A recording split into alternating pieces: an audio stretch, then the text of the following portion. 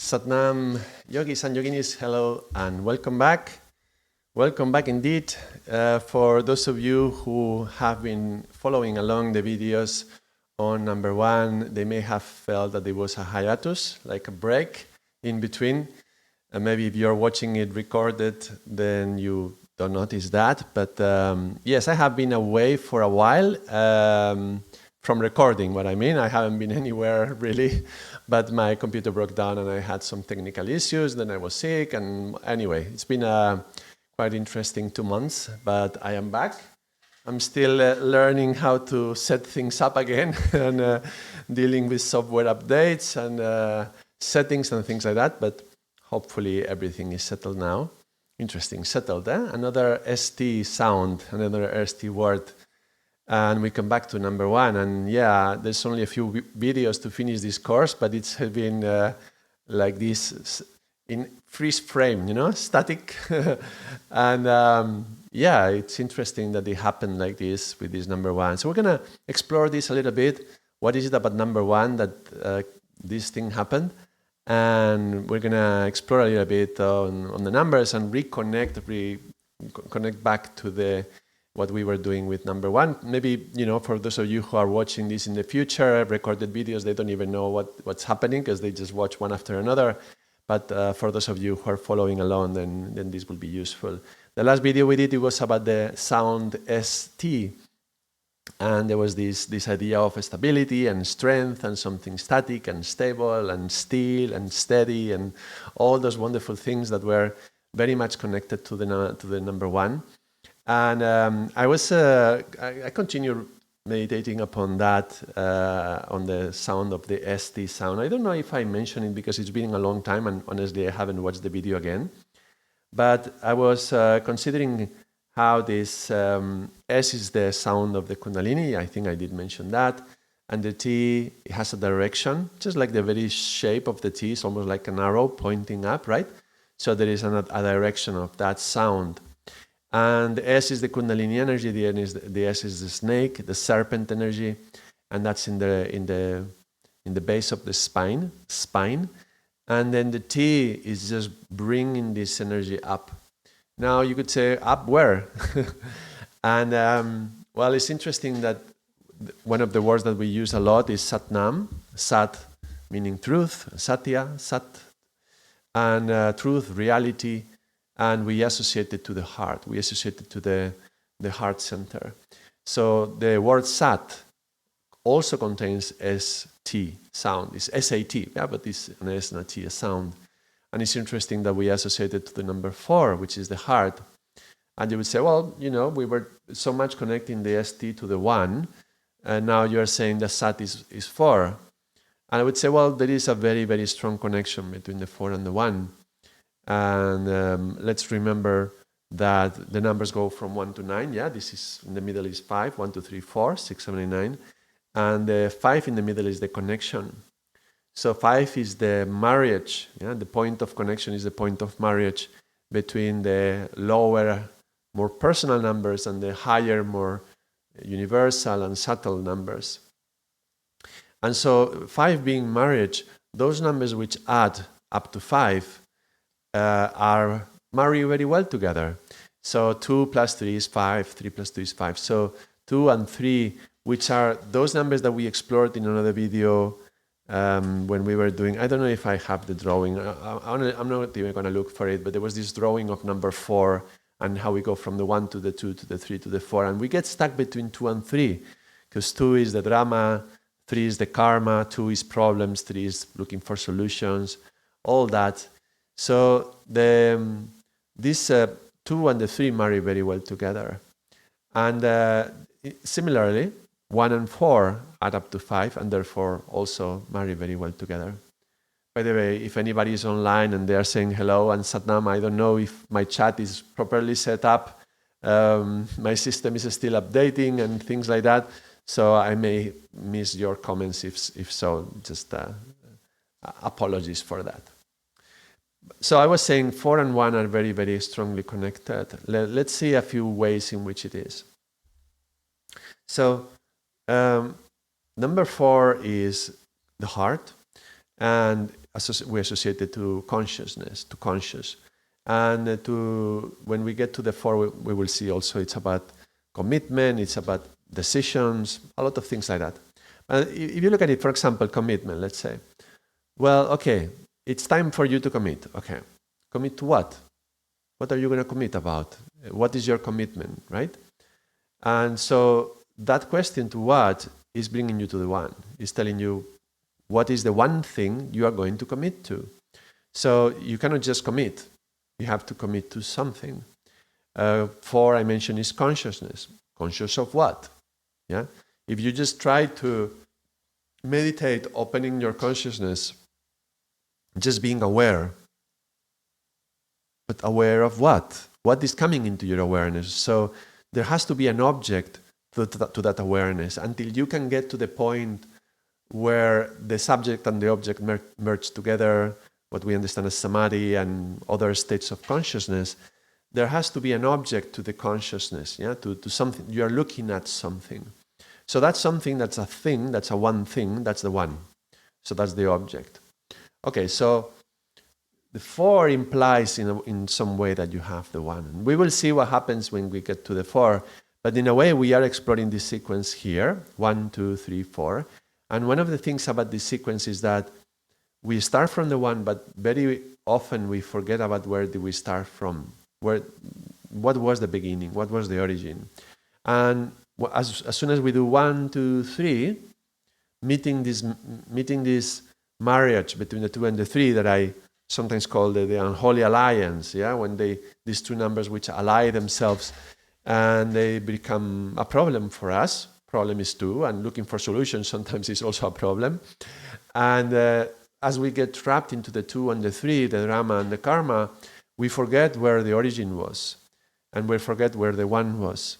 So even if we want to get to the 4, the 1 somehow has been lost. The 1 has been forgotten or is hidden somewhere.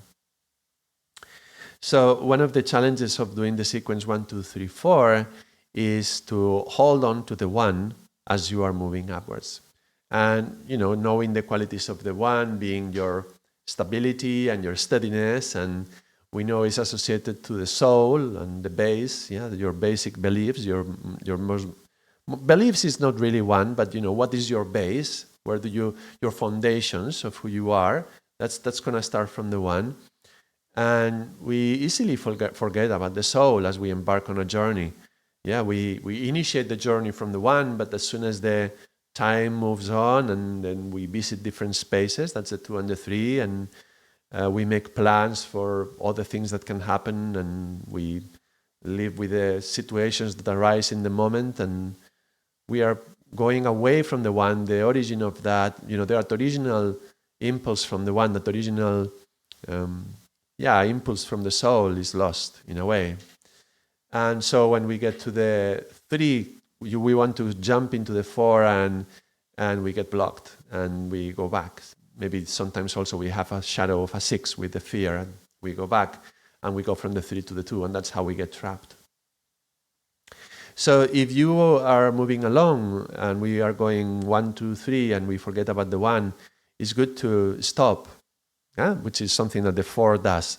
Stop and go back. Go back to the beginning again. Yeah. So start again, which is the title I was giving to this video. Start again. And it's very appropriate for me personally right now doing these videos because of all these distractions that have been happening in my life and 2 months without recording videos. It's kind of coming back again, starting again. It's going back to the beginning. And so it's very relevant to what is happening as I am recording these videos. And it's also very relevant to what is happening globally on this year.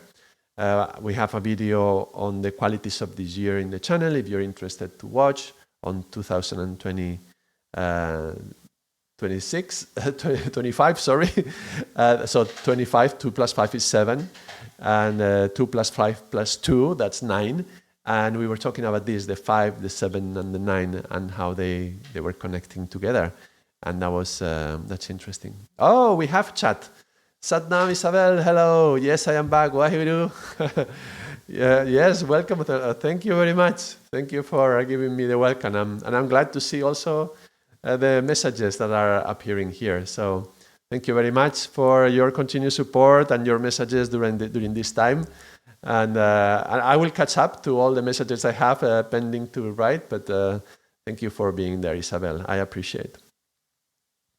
So I was mentioning about the energies of this year, and when we did the video on 2025, and we talked about how 5 plus 2 plus 2 is 9, and 9 can be is like the farthest away you can be from 1, but at the same time you also come back to 1, because the number 9 is the number of restarting something. Yeah, 1 is a start, but 9 is a restart, because you are almost touching 10, and 10 is 1 plus 0. It's like 1 on another level.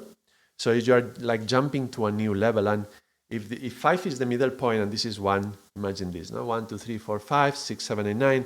It's like as you get to the 9, it's like zoop, everything turns around, and then you find yourself at the beginning. And we experience this a lot of times in life. We are learning something and we are progressing a certain path. Yeah, we are learning how to program, learning how to draw or paint, or how to be a father even.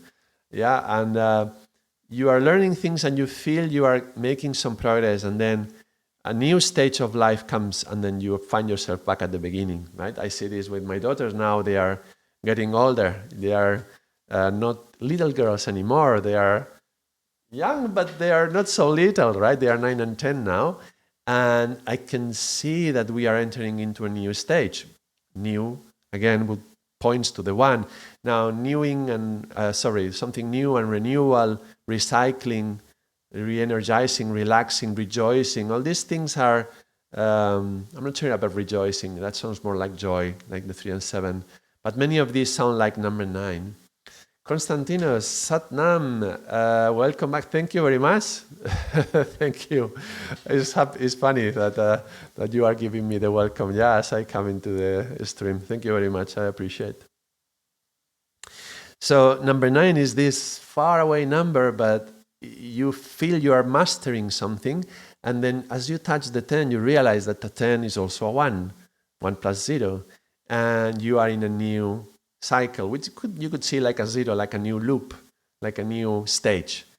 And then you have to figure out where you are and how to move on again and learn again how to be maybe a parent or an artist.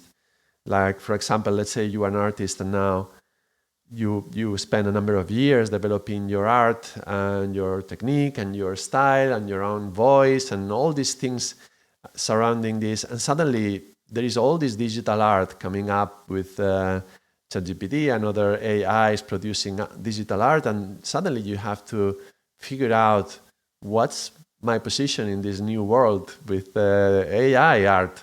What do I do with the way I do things? How, do I have to rediscover myself? What's going to happen? So that's kind of also like getting to the end of a stage and then zoop, finding yourself back at the beginning. And that's the kind of like the interplay that the 1 and the 9 play together. One of the words that I said that it would be most significant for this year, and I think I said that the most relevant word that was coming up to me as I was meditating on this year was reset, like a big reset. And so these last 2 months have been like a reset for me, and I think I mentioned it in some message. It was very bizarre. First, the TV stopped working, then the oven stopped working, then my heater stopped working, then my computer, then my tablet. And it was all in a period of a month and a half. Everything stopped working. Then I stopped working. I was in a hospital for a while. It was like everything was shutting down. And I feel that this is a lot about what's happened when you really, really go into the 1. Everything back to the beginnings, back to the most essential, the 1. And when these things happen, you have to figure out what is really most important for you in your life. What's more, number 1 is gravity. So what has more weight in your life? So it's this year with the reset is a good opportunity to go back to revisit our lives and check what is the thing of more weight in my life, and can I really value it, and can I give it the value that it needs, the way that it needs, and nurture it as we move on up again, as we start again.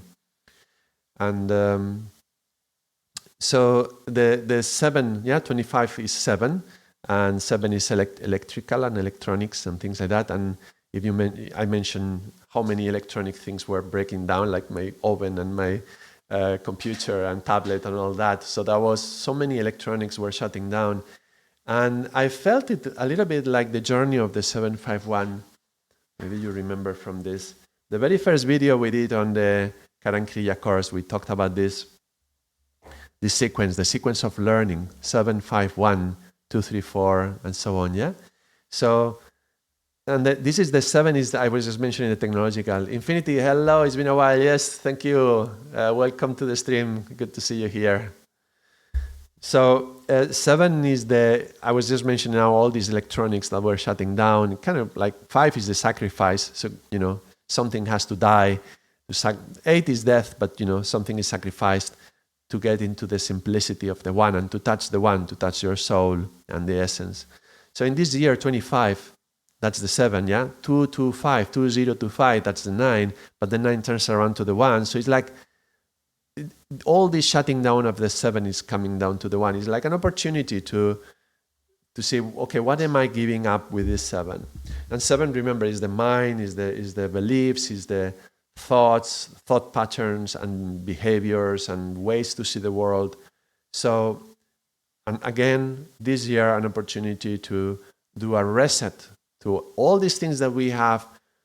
Maybe we got used to them, and we find we are in a comfort zone in those 7s, yeah, in those thoughts and beliefs and so on, values, and we have to figure out, well, what does it really matter? What does really have weight? And so simplicity, yeah, coming back down into the one and simple things, and eliminate clutter. Yeah, it's like cleaning up clutter in your life to find what's the point, and back again to the beginning. So that's something very valuable that the one teaches us, and it is a good it's a good moment to remind us that this sequence, this is not something we do once and that's it, and you get to mastery and that's over. Every time we are going, sometimes we don't even go very far. Yeah, we go like here and then we get blocked. Okay, let's start again.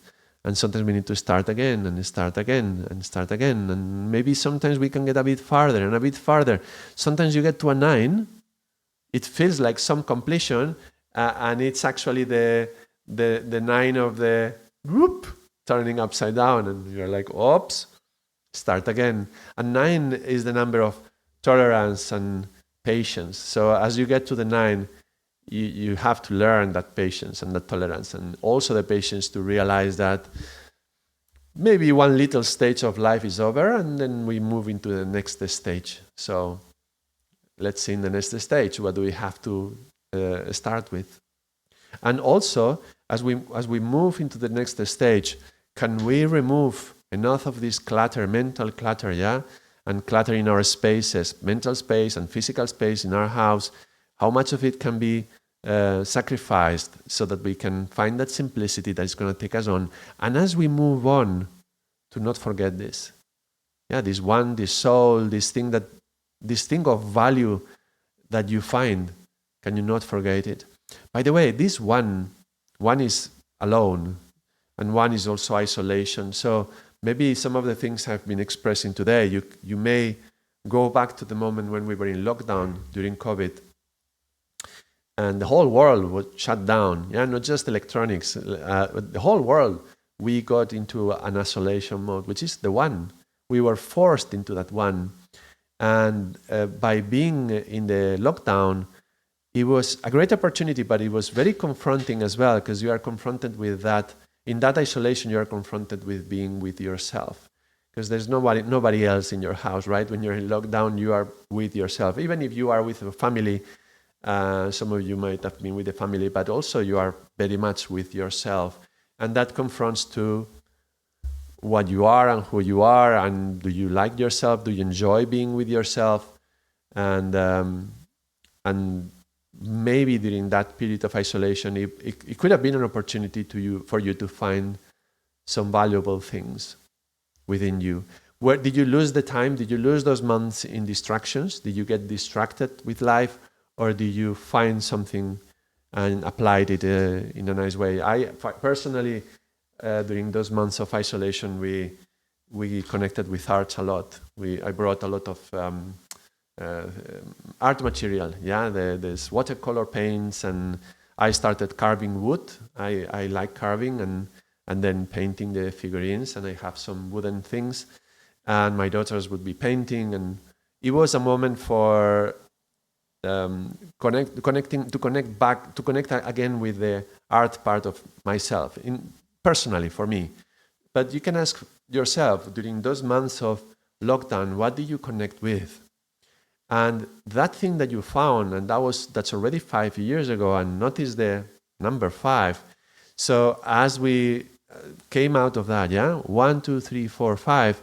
Now, as you are now in the 2025, this is like a check again, because it's like this 5 here. So, do you still remember the one? Do you remember that thing that was so valuable that you found, that essence that you connected with, that part of your soul that maybe was hidden or invisible, and you got back in contact with it? Funny expression, eh? Get in contact with. Contact is number 4. That's the heart likes to touch, yeah?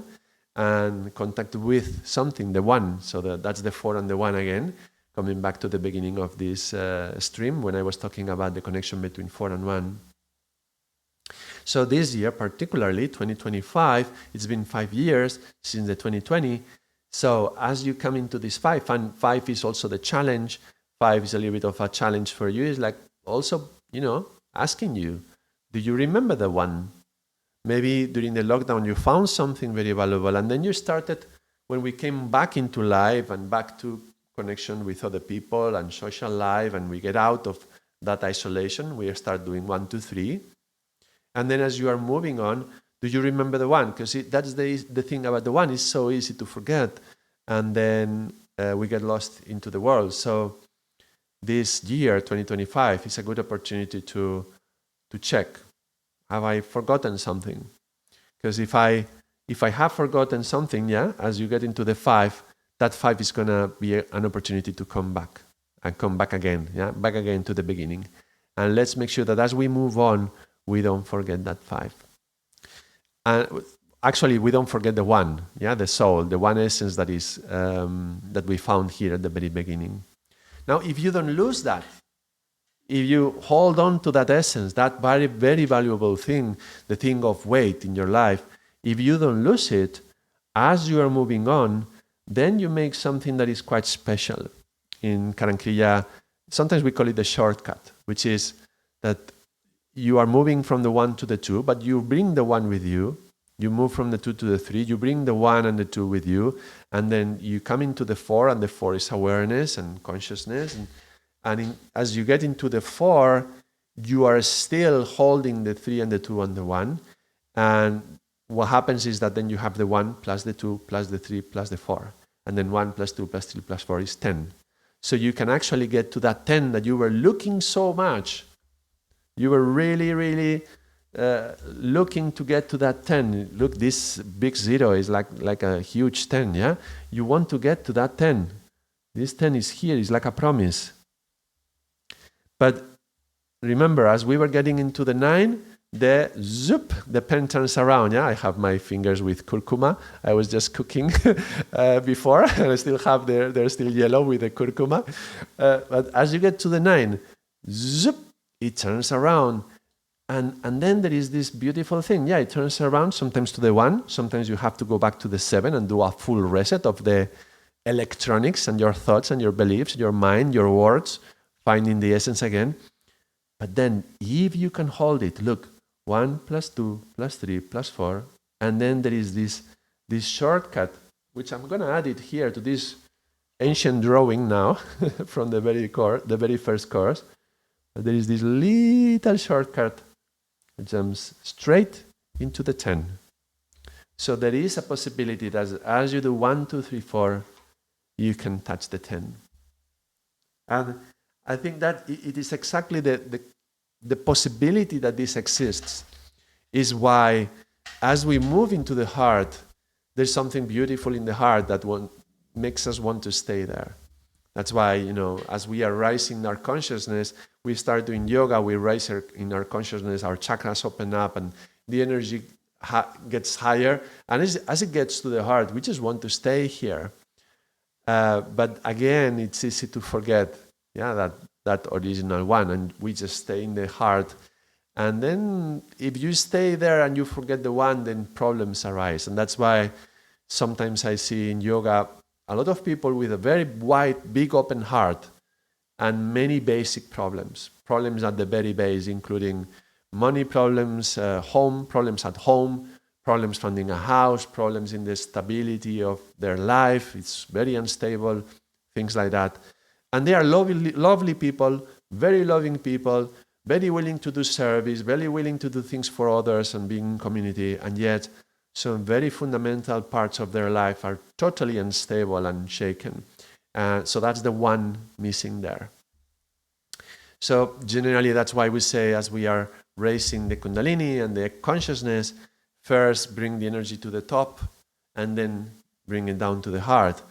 But we could recognize that this shortcut between the heart and the 10th gate, the 10th gate is at the top of the head, and that's the 10, the 4 and the 10, that shortcut exists, and that's why as we go into the heart, sometimes it feels like we are already at the 10. No? And Shiv Charan sometimes says, where there is a 4, there is a 10. The potential to reach the 10 is there. I would say we can't forget one, rather if we forget everything else.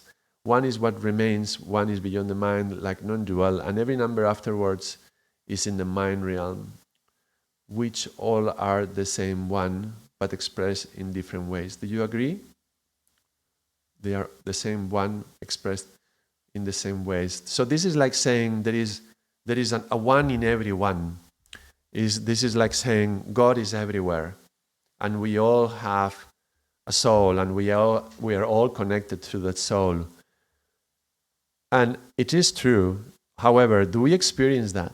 Is that your experience as you walk down the street, as you see the drunk, homeless beggar in the street, and it smells bad and gets close to you and tries to ask for money and wants some money, and you park the car and he doesn't do any work, but he wants a coin anyway because he's in front of your car, and you're like, oh, come on. Do you still remember that he has a soul and that there's God within him, and we are connected in that way? It's very easy to forget.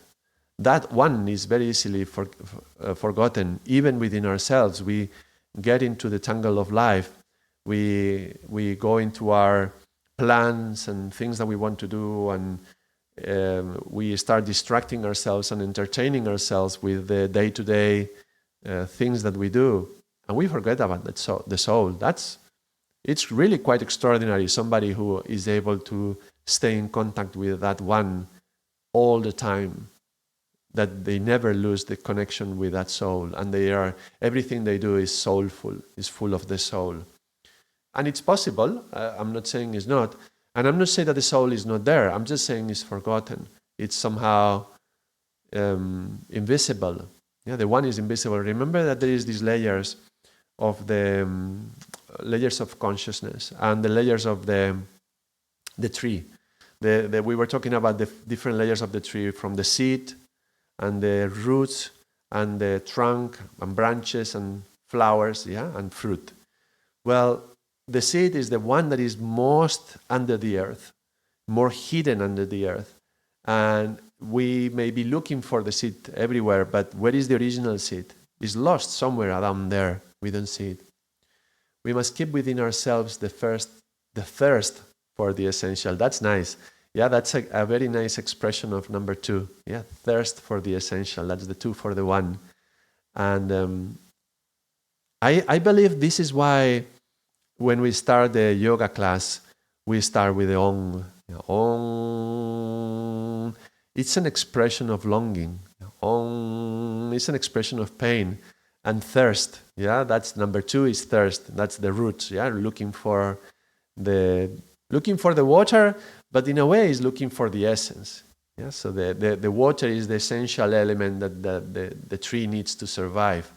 So Om Namo, Namo is calling. Yeah, I'm calling for that Om Gurudev Namo. Where is it? I've lost it. I want to be with it.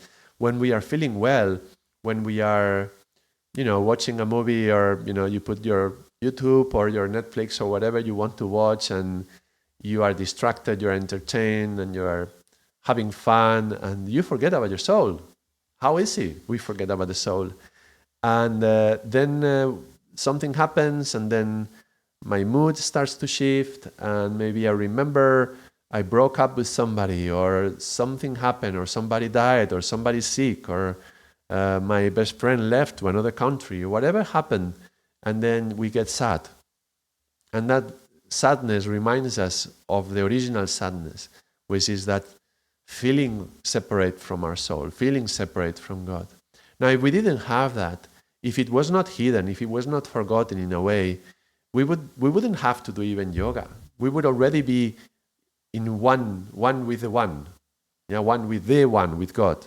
And then we wouldn't be even doing these videos. We wouldn't even be watching these videos. You would just be sitting meditating, or just shining, and people would be learning from you. But if we are not there, is because we haven't reached that state of enlightenment yet. And that's because we have forgotten that essence. So we are happy, distracted, watching TV, and then a little bit of sadness comes in. Let me go and do my meditation. I feel a little bit sad today. Let me do that thing that I know is going to help. Yeah. Or like you have some issues in your life, some problems, and you go to the doctor, and the doctor cannot fix it, or they try to, but it doesn't really fully work, or something else manifests, and another thing happens, and you are noticing all these things that are arising, and it's like, what's really happening? Yeah. And then you remember, well, how long has it been since you meditated? Okay, let me go and meditate. Yeah, I long, I am thirsty for that. Yeah, I'm longing for that connection to that soul back again. And then you touch it for a moment, and it's joyful, it's beautiful, and then we lose it again. And then we touch it, and then we lose it again. And we have to be doing this journey again and again and again, continuously.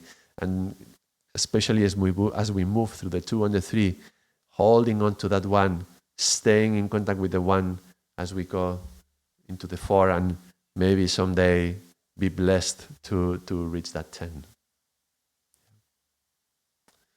So, back again, and connecting back to the one. So as I mentioned, there is not many videos left for the 1. We will move into the number 2.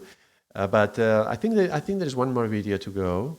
What I would like to do on the next video is some sequences of 1, 2, 3, 4. Let's explore a few more sequences, because we didn't do too much on that, and it would be nice to explore that in a little bit more detail. And maybe doing 1, 2, 3, 4, we have an opportunity to touch the 10 again. It might happen, but at least we get more familiar with the sequences in that way.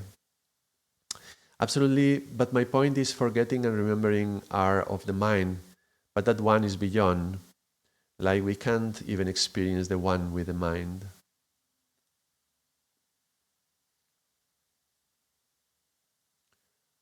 Kind of, but is remembering something that is done with the mind? I mean, the mind likes to think. The mind would like to think that it is the most important thing that you have. And it's true that it's a very important tool that we have. However, is remembrance something that belongs to the mind only? Like the mind can remember something that happened yesterday, or a formula, equation to solve some, to solve a differential equation. What formulas do we need to use? Okay, so I remember that formula. That's something that the mind does. But remembrance, I would say it's a lot linked with consciousness. That to stay in a state of remembrance, that is like the four merge with the one. So being conscious of that one. And that's something that it comes from consciousness. But that that heart, that consciousness can forget, and we can go down into another, a less conscious state. Yeah. So we climb down from the 4 down to the 4, 3, 2. Yeah, we go into the semi-conscious and in the subconscious, and we are ruled by what is happening there. But remembrance of the one, I don't think that's something that is done by the one. Like you are saying, yeah, we don't really fully experience that one with the mind. But at the same time, the mind, yes, is a tool, yeah, to connect back to the one. So it's like the telephone to connect to the one. But I would say this aspect of remembrance is linked to the consciousness.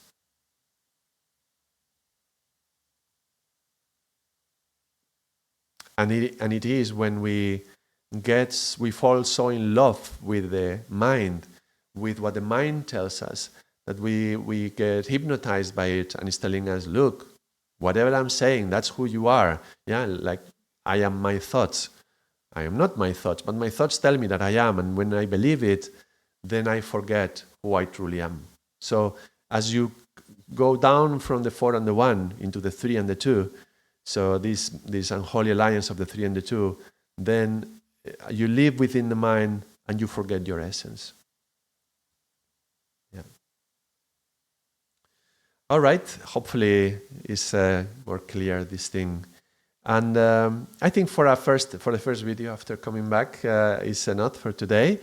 And we will maybe do some other videos on other topics. If anybody wants to explore some particular topic, let me know. Write some message in the channel, and we will do another video these days.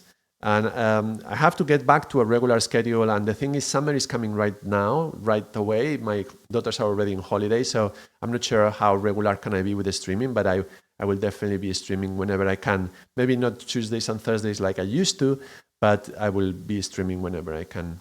Anyway, until next time, thank you very much, and Naam.